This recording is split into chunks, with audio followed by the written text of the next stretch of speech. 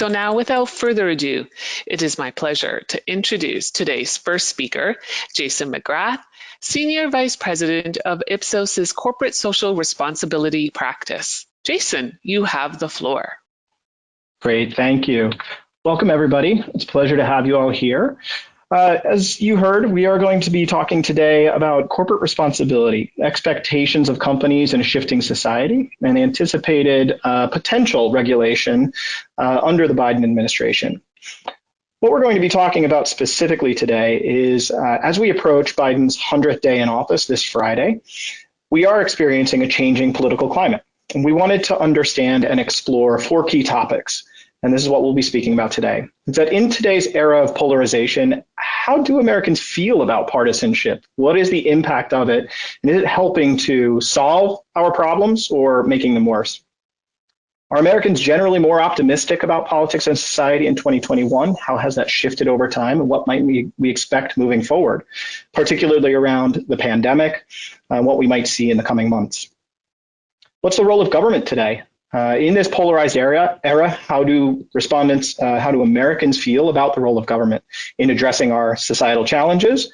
Will they take the lead, or are other stakeholders expected to lead us out of some of these societal challenges? And where do companies then fit? How are they expected to weigh in on societal issues? How do they act? How should they act? How can they ensure they are acting authentically and credibly? These are the 4 topics that we'll cover today. So I'd like to start with that first one, polarization and divisiveness. Now, as we look back to Inauguration Day, we asked respondents that day, do you believe the following statements from Biden's inaugural address? And what we see is overwhelming sense of optimism coming out of that speech. When we look at 4 key topics, 4 key statements that were said, my whole soul is in bringing people together, uniting the nation. 67% of Americans overall believe that statement. Of course, here we do see partisan divisions. 91% of Democrats and only 48% of Republicans believing that statement. Independents at 56%. I will be a president for all Americans. Very similar result with that partisan split. I will fight as hard for those that did not support me as those who did. Again, we see that same partisan division, greater skepticism among the Republican base than among Democrats, who saw great levels of belief in this statement and strong levels of optimism. And I will always level with you. We see the result drop off a little bit. 59% of all Americans agreeing with that statement that Biden will always level with Americans, but only 39% of Republicans believing that statement and just under half of independents believing that. But overwhelmingly, what we did see is optimism coming out of the inaugural address. Let's take a look at approval ratings and where we are today. On average, through these first 100 days in our Ipsos Reuters core political tracker, Biden's approval rating has hovered at an average of 56%, and it's remained fairly consistent throughout these 100 days. Contrast that with President Trump. Overall, throughout the 4 years of his presidency, he averaged approximately 40%. And what we find when we dig a little farther into that is we do remain very polarized as a nation. When we look at Biden's approval ratings today, 90% of Democrats approving of his performance in the job, 21% of Republicans approving, and 51% of independents. Compare that to Trump.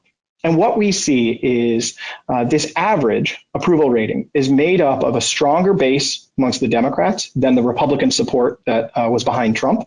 A 10-point gap, 90% of Democrats approving of Biden, 80% of Republicans approving of Biden on average, of Trump, throughout his presidency. 21% of Republicans approving of Biden, whereas only 11% of Democrats approved of Trump. But the biggest difference we see is amongst independents, a 19-point gap in support for the president versus the Trump administration. What's interesting about this is that over these past 4.5 years, we've seen amazing consistency in approval ratings of the president. President Biden has hovered within 6 or 7 points throughout his 100 days. President Trump ranged from a high of 49% approval in his presidency to a low of 34% at the very end. When we look at that in comparison to the prior 2 presidencies, President Obama, in his 8 years in office, experienced a high of 69% approval and a low of 38%. a gap of 31 points across his presidency.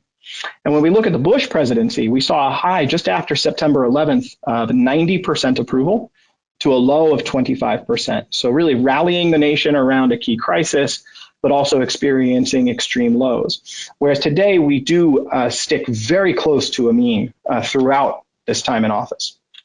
So where we are today then is still in a very polarized society. We asked Americans, do you agree or disagree?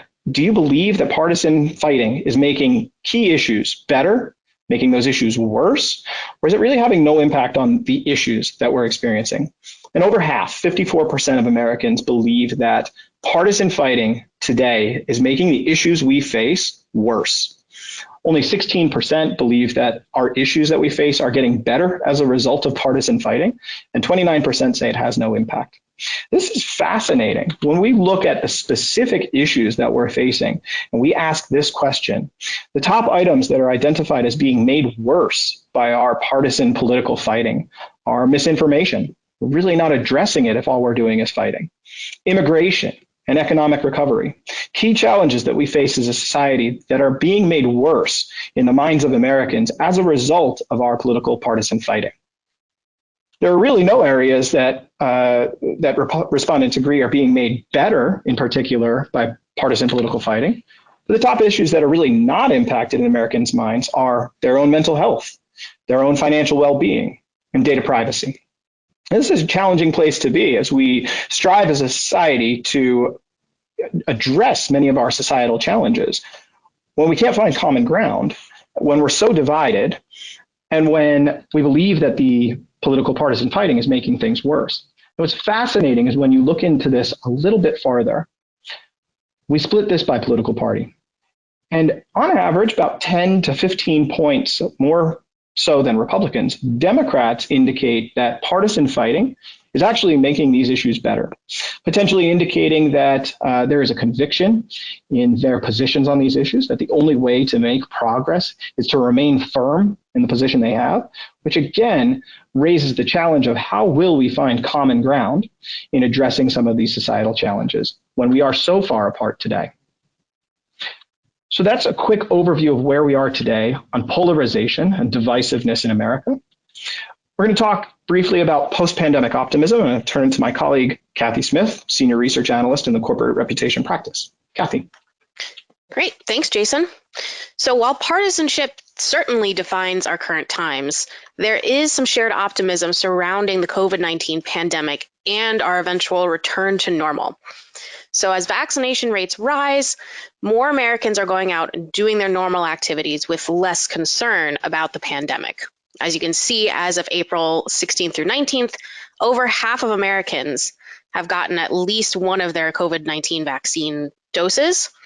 And the percent that are social distancing has declined 17% since January, while social interactions like visiting friends or family and going out to eat have seen an increase of 17% and 19% respectively. Almost 50% of Americans believe that returning to their pre-COVID normal life poses a small or no risk at all to their well-being. The same is true for attending small gatherings and dining in at a restaurant. As we see, those rates are going up at the same time. However, larger gatherings and mass travel are still causing higher concern. We see about 2/3 of Americans believe that these activities still pose a moderate or high risk. And as hotspots emerge, whether in the US or globally, like as we're seeing the situation in India right now, it's important that these situations are brought under control in order for us to move forward and continue on into our new normal. So this confidence of a return to normal, it continues to carry over when we look at our consumer confidence levels as we start to come out of the pandemic.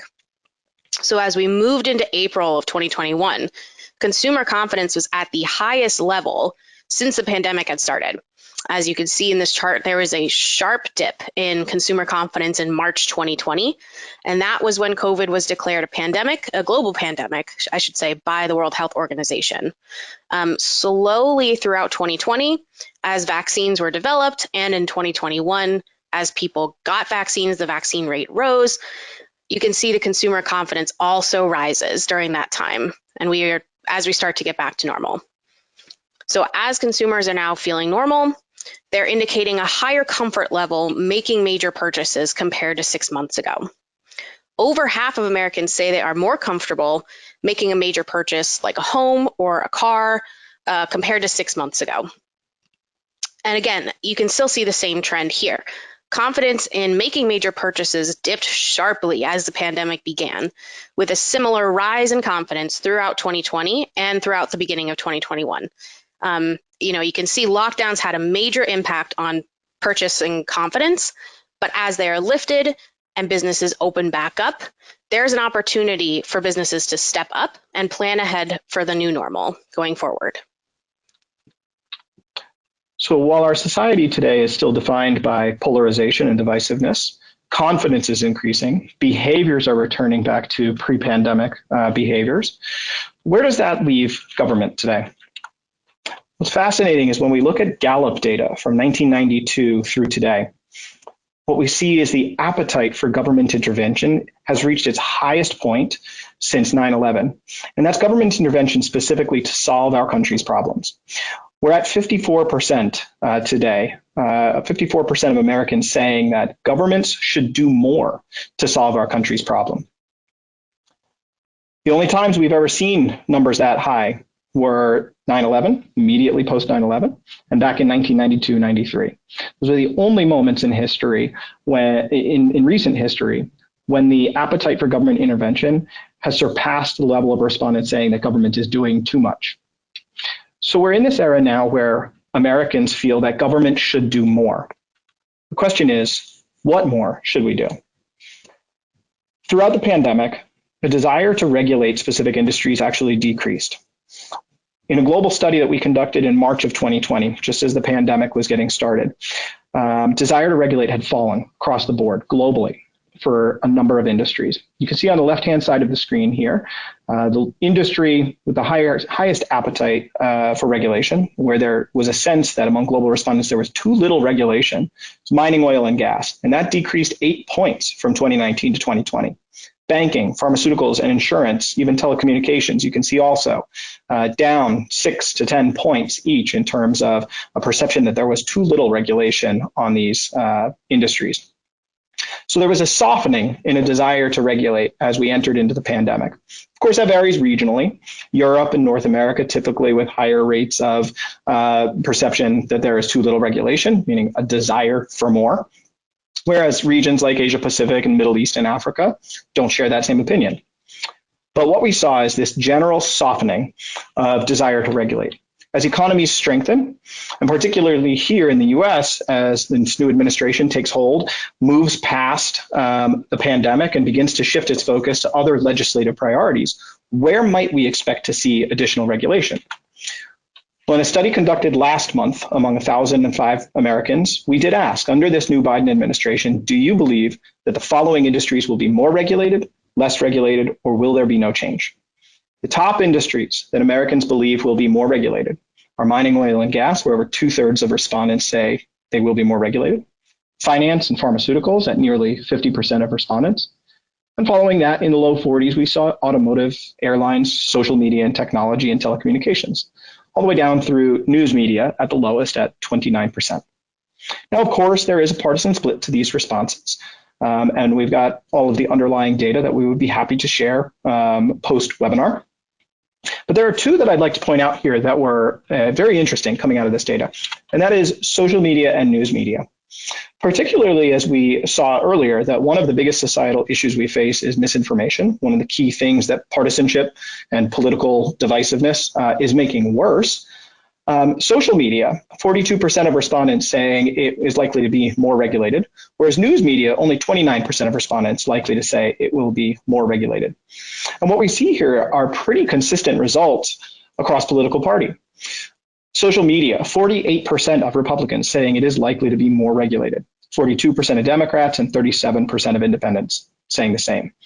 Whereas no change, Democrats and independents are much more likely to say that, more than half, and only 39% of Republicans say no change to social media. Whereas news media, Republicans are quite evenly split in their perception on whether news media will be more regulated, less regulated, or no change. Democrats and independents predominantly indicate that news media is not likely to experience change in regulation. And if there is an opinion, more say that it will be more regulated rather than less regulated, but the majority saying no change.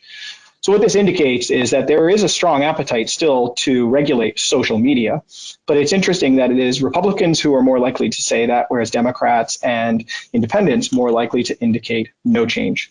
But that difference between social and news media, particularly in this era of misinformation, is fascinating. So throughout all of this, then, what is the role of business? Where do corporations fit in working to address our societal challenges? Well, first, is there a role?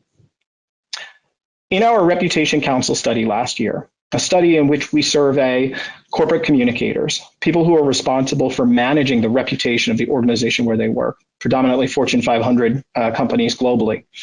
We asked these corporate communicators, is it the job of government and not business to fix society's problems? And 77% of respondents disagree with that statement, indicating that it is not just the job of government. Business has a role to play in fixing society's problems, and a majority of respondents feel that way. And you can see in the quote here, it can no longer be that we're just there to make money. We have to have a legacy. We have to be able to answer the question, would the world be better or worse off without us? So there's a recognition. Companies have a role in addressing societal challenges.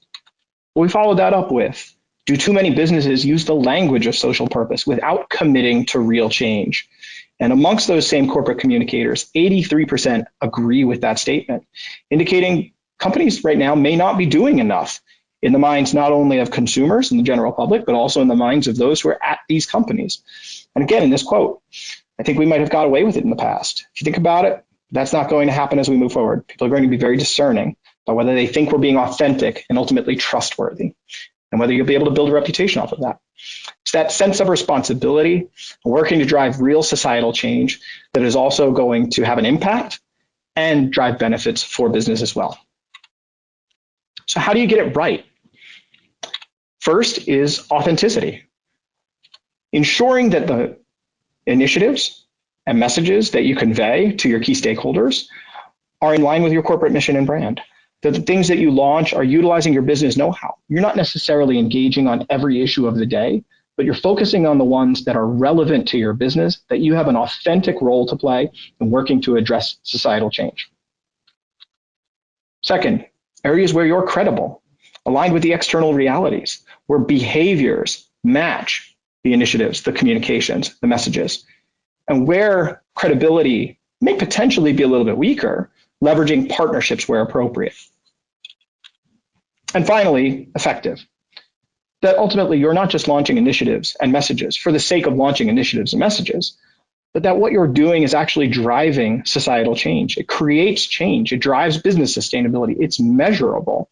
And it actually then generates goodwill amongst your key stakeholders, whether those be consumers, your own employees, the general public, policymakers, the communities in which you operate, and others.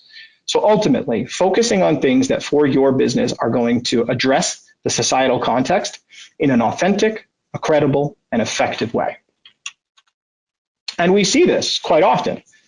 Throughout the pandemic, there were countless companies that took action to help deliver products, produce personal protective equipment, to shift production, to support their employees.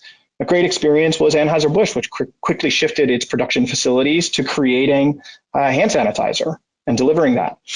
Countless examples of companies that moved manufacturing lines to create PPE, individuals, universities, utilizing 3D printing technology to create face shields and other such technology.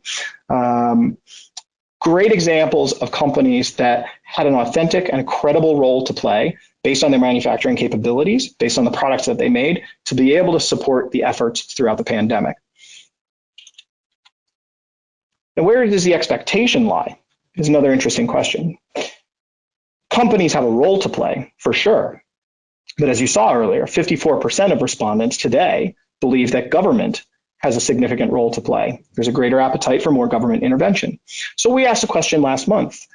When it comes to the following societal issues, who do you believe will take the lead in creating positive change regarding each issue? What's fascinating about this result is that we came into this anticipating the sense of polarization would actually lead respondents to say companies have a key role to play, nonprofits have a key role to play, people like me, people like you, individuals. But what we found here is that predominantly it still is very much viewed as a federal government area to take the lead on addressing many of these societal issues. From a high of 60% here on addressing immigration, down to a low of 24% here on misinformation, which is still amongst one of the highest areas of leadership for addressing misinformation. As you look down these columns, this teal color demonstrates which organization is expected to be the leader. And it's federal government on almost every one of these items. When you look at the purple and the yellow colors here, we look at the second highest response and the third highest response. And what we see is on second, bit of a split. You see people like you popping out. You see state government taking a key role in addressing some of these issues. And again, federal government on items like divisiveness, diversity, equity, and inclusion, and misinformation. What we didn't see in this is large corporations or small businesses pop out as being responsible for taking a lead. Only a third highest response for data privacy did large corporations pop up into that list at all. Misinformation, of course, as you would expect, we saw media and journalists taking responsibility for addressing that. But otherwise, as I said, federal government, state government, and people like you.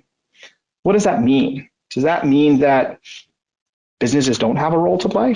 We'll address that in just a moment, because there are areas where businesses are expected to have more of a leadership role in creating positive change. We see common ground between Republicans and Democrats on what those areas are. Data privacy, addressing the wealth gap, supporting economic recovery. Interestingly, Republicans, 13% of them say that businesses will take the lead in climate change, whereas only 7% of Democrats say business will take the lead. More say that government will take the lead. Diversity, equity, and inclusion. But across these areas, you can see that there is actually quite a bit of alignment between Republicans and Democrats on the areas in which business will take the lead in creating positive change regarding issues. And we're seeing that as well. On some of these issues, for example, this past summer, a summer of racial reckoning, we saw companies jumping into action in addressing racial issues, stereotypical issues within their own four walls. You saw a number of companies come out and rename brands that may be perceived to be racist or have racial undertones in the names. Aunt Jemima switched now for the brand name Pearl Milling Company. Eskimo Pie was changed. It's now Edie's Pie. Uncle Ben's brand name was retired to now Ben's Original. Really aligning around corporate purpose, a focus looking forward on addressing racial issues and their own brand histories. We even see it today in addressing political issues. We're seeing now significant corporate opposition to the Georgia voting law, even when it puts potential business pressure on these companies. And we're not just seeing a handful of companies come out. On the Georgia voting law, hundreds of companies have united in opposition. Coca-Cola facing potential boycotts. Delta facing potential tax break cuts on jet fuel in Georgia. The MLB taking on the expense of moving the All-Star game and the draft from Atlanta to other places. So companies really are taking action, not just on social issues, but on political issues as well, even when there is potential risk to the business, and they're really stepping up for what they believe in. So we asked respondents back in March, which of these two statements do you agree with more? A company's only responsibility is to their owners, their shareholders, their customers. They exist primarily to provide a product or service and make a profit. Or companies have a responsibility to give back to society and act in a sustainable way. 44% err on the side of responsibility. Companies have to act responsibly, give back to society.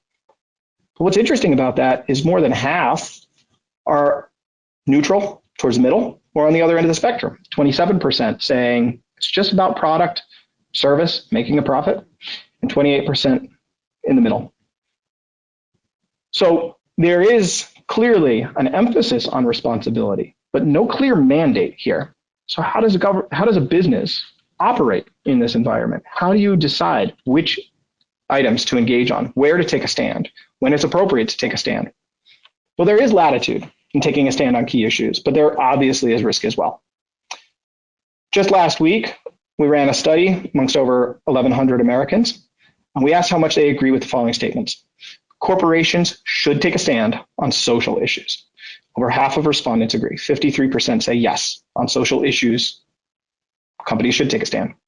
But when you switch that and ask corporations should take a stand on political issues, we see a 12-point drop in agreement, meaning that there is a greater appetite for companies to engage on societal issues, but perhaps not political issues so much. But when we ask whether it's appropriate for a corporation to speak out against state and federal laws or legislation that they disagree with, more than half still say yes, it is appropriate to speak out against specific state and federal laws or legislation. 57% to be exact. But there is risk in doing that. If a corporation takes a stand on a political issue that I don't agree with, I'm less likely to buy their products or use their services. 60% of Americans agree with that statement, that there is a punishment for taking a stand on a political issue that I don't agree with. And what's fascinating about this is that while there is wide latitude on taking a stand, 71% of Democrats, but only 35% of Republicans agree that companies should take a stand on social issues. 57% and 25% say that companies should take a stand on political issues.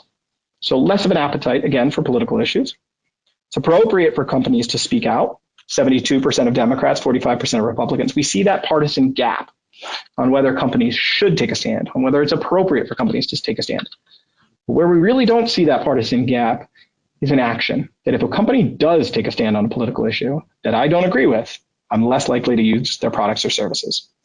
65% of Democrats and 59% of Republicans agree. And this is the cancel culture we find ourselves in today, that there is risk in taking a stand on issues. The way to engage, again, is ensuring that it's authentic to your business. It's an area where you can credibly engage, and it's somewhere you can be effective. While there may be risk, there is also reward, because companies that are viewed as being responsible are also more trustworthy to Americans. Benefit of the doubt is stronger amongst Americans, and there is a stronger likelihood to pay a premium for products or services from companies that are viewed responsibly.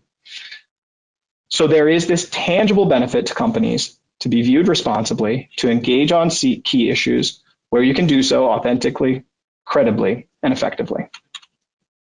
So in summary, where do we find ourselves today? Well, very much in an era of extreme polarization and divisiveness still. It means common ground still remains elusive, but there are glimmers of it on key issues, key areas where a business is expected to play a role. There's optimism today as vaccination rates increase, as people resume normal activities. There is continued optimism for society. But as we begin to pivot to other legislative priorities, as we start to put the pandemic behind us, we would expect to see greater regulatory focus on key industries, as you saw earlier in the presentation. And there is a stronger appetite for government intervention in addressing societal challenges and leading broad societal change. And you saw in the recent data that we have that government is expected to actually take the lead in creating widespread change on many of these issues. But business does have a key role and a responsibility to act. But it's about acting on the issues and in a way that is authentic and credible and effective to address those societal challenges that will also yield tangible benefit for your business. It builds trust, strengthens benefit of the doubt, and it leads to greater license to operate. And with that, I'd love to open the floor for questions.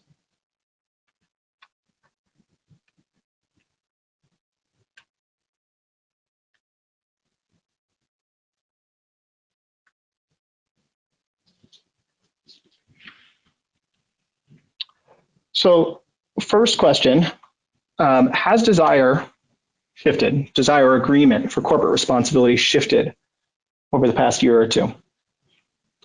So it's interesting. While we don't have that specific metric tracked over time on desire for corporations to engage on key issues, we have been exploring this in a number of different ways over the past few years.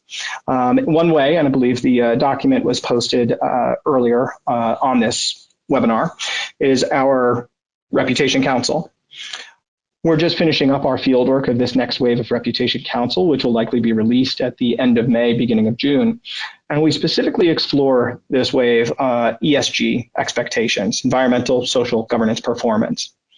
And in this latest Reputation Council, we've asked corporate communicators globally whether ESG is now a board level concern. And overwhelmingly, what we hear from respondents here in the US is that ESG is in fact a board level concern. And the reasons for that is that it is viewed as critical to your license to operate, is that addressing societal challenges, your performance on environmental, social, and governance issues is important, not just to the board, but of course to key stakeholders. And when we explore the level of importance of ESG performance to different stakeholder audiences, what's interesting is here in the data that we shared today, we saw 44% saying that companies have a responsibility to act in a sustainable and socially responsible way. We asked in our Reputation Council to corporate communicators, to which audiences is your ESG performance most important? And one of the least important audiences for ESG performance was the general public. In fact, most corporate communicators indicated that ESG performance is most important to investors and to the employee base themselves. So it's really about understanding stakeholders, expectations, and addressing issues and focusing messaging and initiatives at those stakeholders where you're likely to have a benefit. Again, it really comes back to being authentic, being credible, being effective.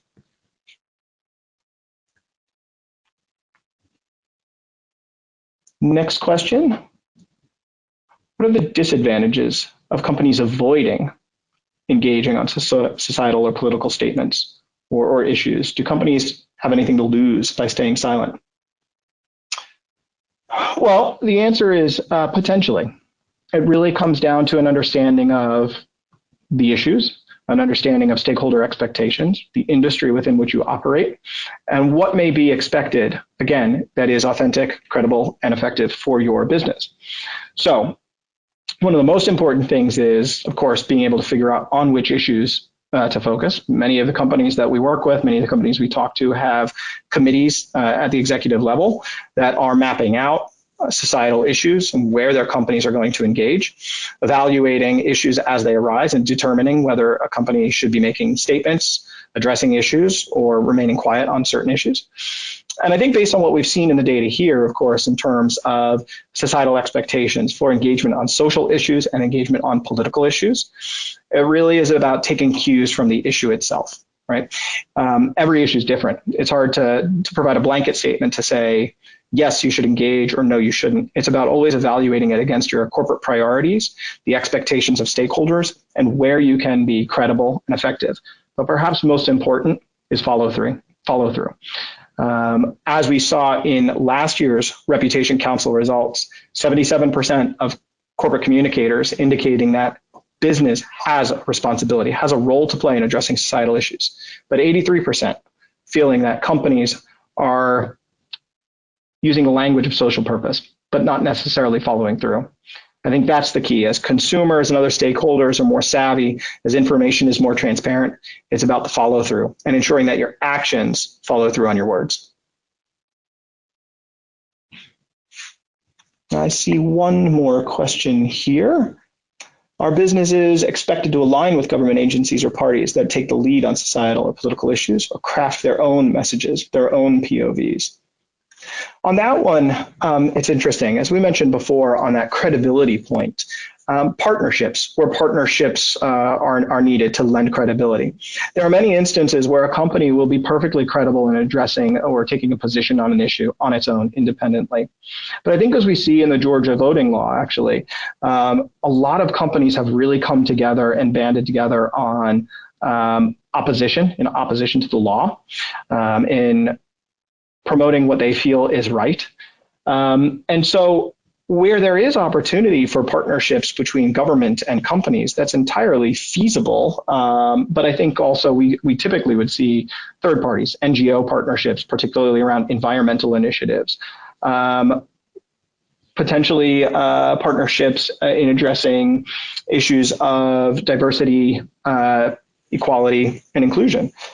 We see many companies taking partnerships or coming up with partnerships in those areas. So I think there is the opportunity to go both routes. One, to determine within your own four walls, how do we address certain issues here at our company? And then how do we take that out to the broader public if credible partnerships can help to lend authenticity to it, can help to lend credibility to it. Absolutely, we are seeing a lot of companies doing that. But I don't think there's necessarily an expectation that companies are always partnering on addressing key issues. We've still got some time left. If anybody does have any further questions, I'd be happy to take them, or we'll absolutely follow up with this deck with a recording of the webinar and any further information or questions you may have.